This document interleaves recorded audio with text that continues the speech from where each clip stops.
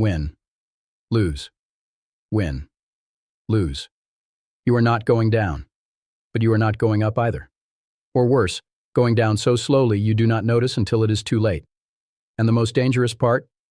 You do not even know you are trapped.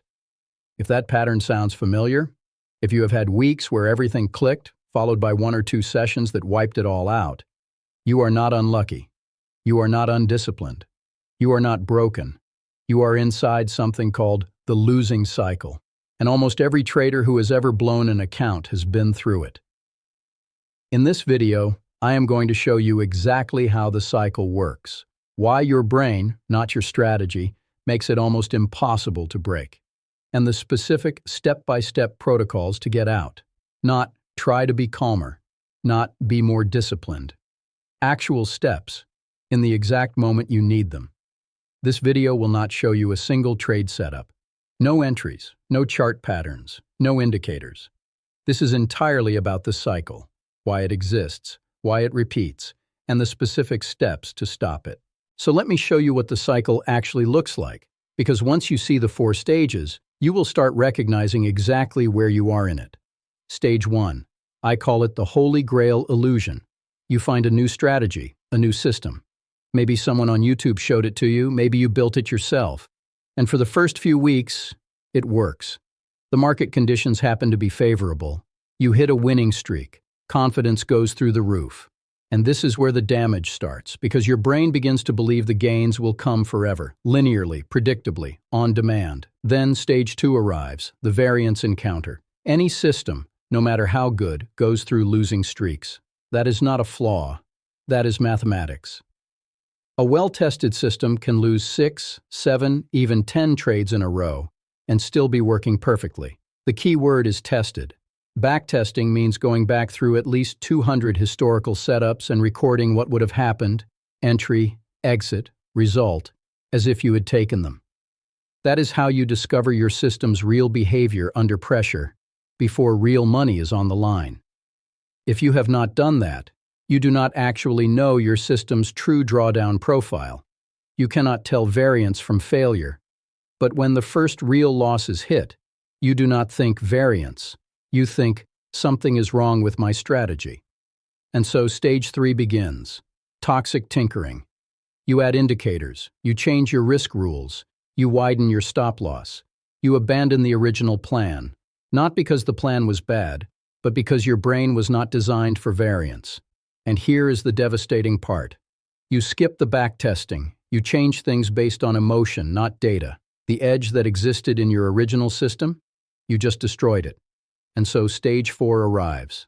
Collapse and restart. Large losses follow. You lose faith in the entire system. You throw it all out. And you start searching for the next Holy Grail. And the cycle begins again. The reason this cycle is so hard to break has nothing to do with your willpower. I'm going to show you the science behind that right now. Because the real enemy is not your strategy. The real enemy is 12 milliseconds. Here is why incredibly smart people make terrible decisions in front of a chart. When you take a financial loss, a real one that stings, your brain does not process it as a number on a spreadsheet. It treats it the same way it treats a physical threat to your survival. The amygdala, the brain's fear center, fires in 12 milliseconds. That is faster than your rational prefrontal cortex can even register what happened. You react before you can think, not because you are weak, because you are human. And then comes the cortisol. Neuroscientist John Coates studied traders on real London trading floors.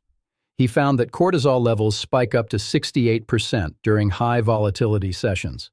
68%. That is not stress. That is a biochemical state change. Your brain is now running on survival mode. And here is the timing that matters most. Cortisol peaks at 30 minutes after the loss, and its effects impair your judgment for up to 2 hours.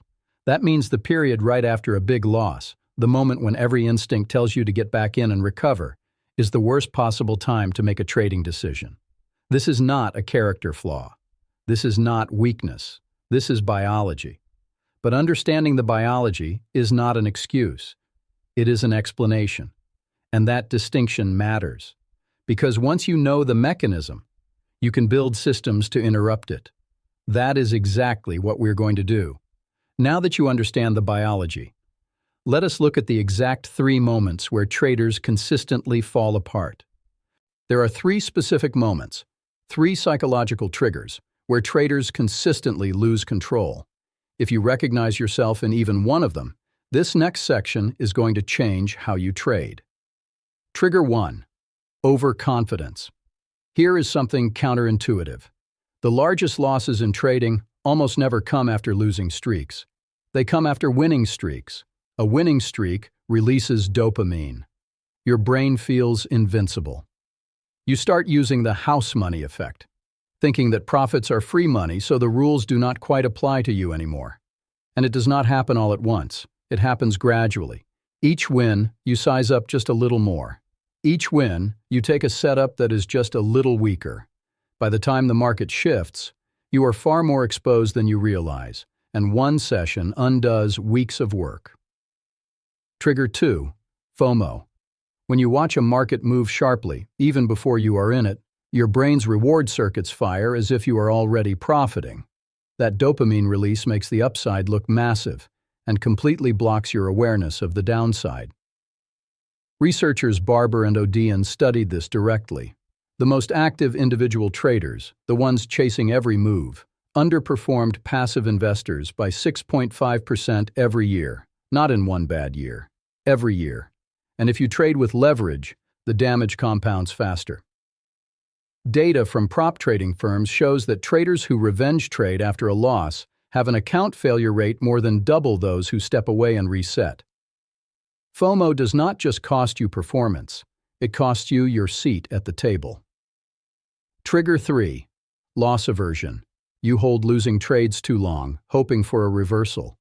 You close winning trades too early, grabbing safety before the position fully plays out. The result, your average loss exceeds your average gain, and it does not matter how good your strategy is. The math destroys you. This is why win rate alone means nothing.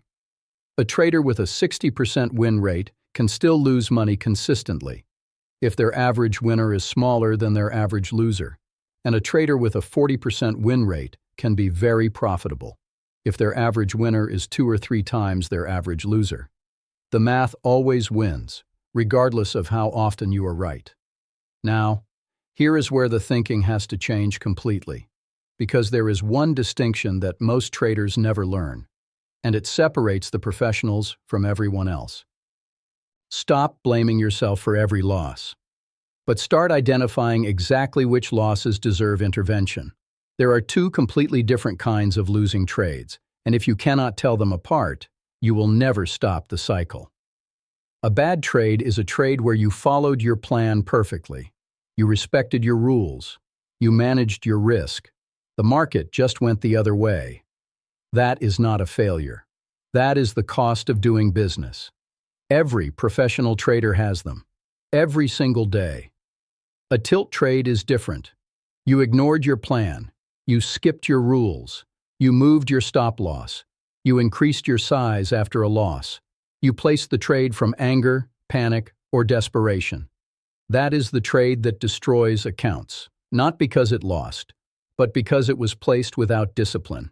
There is a third category worth mentioning, and it is the most dangerous of all. The rationalized trade. This is when you broke your rule, but convinced yourself you had a good reason. You moved your stop loss because the structure changed.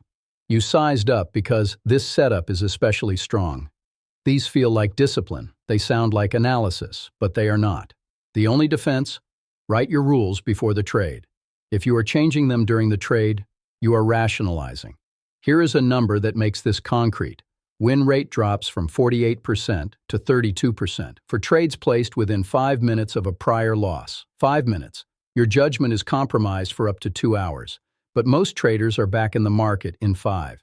The question you need to ask after every losing trade is not, should I have made this trade? It is, did I follow my plan when I made this trade? And if your plan only exists in your head, it is not a plan. It is a preference. Write it down before you trade. 1 page is enough. 3 criteria for entry. Maximum risk per trade. Your stop placement rule. Done. That is your plan. If you are changing any of those during a trade, you already know the answer, because the answer to that question determines everything that comes next. Here is where the thinking has to change at the deepest level. Mark Douglas spent 30 years studying what separates traders who survive from traders who do not, and he landed on one idea that changes everything. The degree to which you think you know, assume you know, or in any way need to know what will happen next is inversely proportional to your success as a trader. Read that again. The need to be right is not neutral. It is actively working against you. Here is the reframe that unlocks everything. The casino. A casino does not know the result of any single hand of blackjack. It does not care who wins a given round. It does not panic when a player goes on a hot streak, but it is completely confident about its annual profit, because it does not need to win every hand. It just needs to let the edge work through enough repetitions. You are the casino, not the gambler. Douglas called this thinking in probabilities, and he gave us 5 fundamental truths to internalize. 1. Anything can happen at any time. Always use a stop loss. 2. You do not need to know what happens next to make money. Edge works over sample size, not individual trades. 3. Wins and losses are randomly distributed. One losing trade means nothing about the next one. 4. An edge is a higher probability, not a guarantee. No setup is ever certain. 5. Every market moment is unique. This means past outcomes do not determine future results.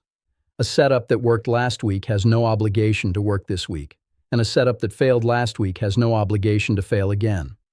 Judge each trade on its own merits, not on the emotional residue of what happened before. When you internalize these 5 truths, a losing trade stops being a failure. It becomes a data point. The pain does not disappear, but it stops having the power to make you act against yourself. Now I want to give you the specific actions to take, not in theory, but in the exact moment you feel yourself losing control. The first 60 seconds after a big loss are the most important. Here is exactly what to do. There are 3 layers of recovery protocol. You use them in order depending on how severe the situation is. Layer 1. The pattern interrupt. This activates the moment you feel any of these warning signs. You are grinding your teeth, checking your P and L every few seconds. You feel the impulse, the almost physical pull, to increase your size to get it back. If you are checking your P and L more than once per minute, that is not monitoring. That is anxiety. That is your signal. When you notice that, stop immediately. Close the trading platform, not minimize. Close it completely. Take 5 slow, conscious breaths. Stand up, leave the desk. Minimum 15 minutes. Why 15 minutes? Because cortisol peaks at 30 minutes. Every minute you stay away from the screen is a minute closer to rational thinking. Layer 2. The 5-step recovery protocol. This is for after a significant loss, when you are ready to return but not certain you should. Step 1. Pattern interrupt. Close the platform, 15 minutes minimum. Step 2. Review. Read back 3 trades you executed correctly, not 3 winning trades, 3 trades you executed with discipline. This rebuilds your mental baseline. Step 3. Identify. Write down, in actual words, what triggered the loss of control. Was it money pain, ego wound, sense of injustice? Naming it reduces the amygdala's grip on your behavior. Step 4. Set strict criteria. Before your next trade, write down exactly what the setup must look like. If the market does not give you that, you do not trade. Step 5. Rebuild. Trade at 50% of your normal size for the next 3 trades. Only return to full size after 3 clean, disciplined executions. And layer 3. This is for when there has been a real blow-up. You stop trading real money completely.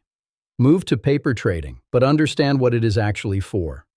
Paper trading is not a simulation of real trading. It is a rehearsal for clean execution. Use it to rebuild the habit of following your process correctly before real money reactivates real pressure. Then, when you are executing cleanly on paper, return to live trading at micro size. Real money, but tiny. small enough that a loss feels like a parking ticket, not a car accident. Because real money reactivates real discipline in a way paper never can. Return to 25% of normal risk. And do not increase size until you have recovered 50% of the drawdown through small, consistent trades. Do not chase the loss. The market will still be there tomorrow. Your account may not be. There is one question that will tell you within seconds whether you are growing as a trader or just spinning in place. Most traders ask, "Did I make money today?" That is the wrong question, because the market controls that answer. The market controls whether your setup plays out. The market controls news events, liquidity, spreads, everything. You control none of that. But you control this. Did I follow my plan? That is the only question that belongs to you. When you start measuring yourself by process, not outcome, something shifts. A losing trade that followed your plan becomes evidence of discipline. A winning trade that broke your rules becomes a warning sign, not a celebration. The traders who break the losing cycle are not the ones who found a better strategy. They are the ones who change the question. One more thing before I let you go. The losing cycle is not permanent, but it will repeat over and over until you interrupt it consciously. The information alone is not enough. You have to use it in the moment. So here is what I want you to do right now. Tell me in the comments, which stage of the cycle have you caught yourself in most often? Stage 1, 2, 3, or 4? I read every comment. And if you want to go deeper on the psychology, the next video covers something closely related, the 4 stages of learning and why most traders get stuck between stage 1 and stage 2, and mistake that stagnation for evidence they are not cut out for trading. You are cut out for it. You just needed to know what was holding you back. Now you do.